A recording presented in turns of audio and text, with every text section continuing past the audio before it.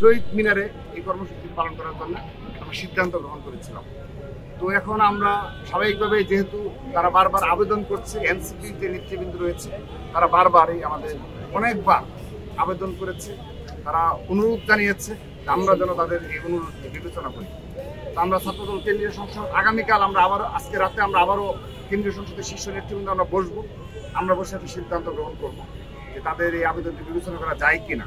কিন্তু আমরা একটা সমস্যায় পড়েছি, আমরা যদি এই স্থানটি চেঞ্জ করি তাহলে কিছু জনদুর্ভোগ হতে পারে, কারণ কিন্তু হাজার হাজার ছাত্রদলের নেতাকর্মীরা সেখানে আসবে।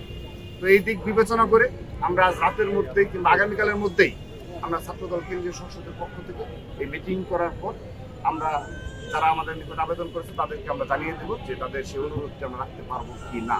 ধন্যবাদ। তবে আমরা একটি কথা বলি, ছাত্রদল সহনশীলতা রাজনীতি করে ধৈর্য সহনশীলতা পরিচয় 5 আগস্টের পর থেকে প্রতিটি ক্যাম্পাসে রাজপথে রয়েছে ছাত্রদল। আমরা কোনো উস্কানিতে পা দিই না এবং মবতন্ত্র কায়েম করার প্রচেষ্টা করা হয়, আমরা সেগুলো নস্যাৎ করি, আমরা সেই ফাঁদে পা দিই না। সেহেতু এখানে যেন কোনো অনাকাঙ্ক্ষিত বিশৃঙ্খল পরিস্থিতি সৃষ্টি না হয়, সেক্ষেত্রে তারা যেহেতু অনুরোধ জানিয়েছে আমরা অবশ্যই সেটি বিবেচনা করব।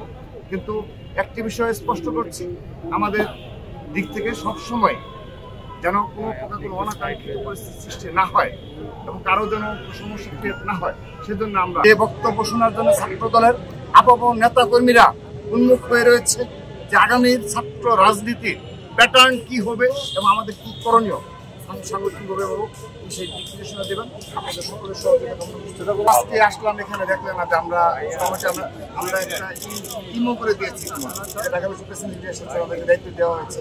সিনিয়র জয়েন্ট সেক্রেটারি তিনিও দায়িত্ব পাচ্ছেন কোথায় স্টেজ হবে এবং মনিটর কোথায় বসানো হবে, এগুলো আমরা স্থির করে ফেলেছি। কিন্তু তারা গতকাল রাতে আজকে বারবারই করেছে। আমরা দেখি কি করা যায়, কিন্তু আমরা এখানে করার জন্য অবশ্যই আমাদের সেই প্রিপারেশন এবং আমরা সেই অনুযায়ী প্রস্তুতি চলছে।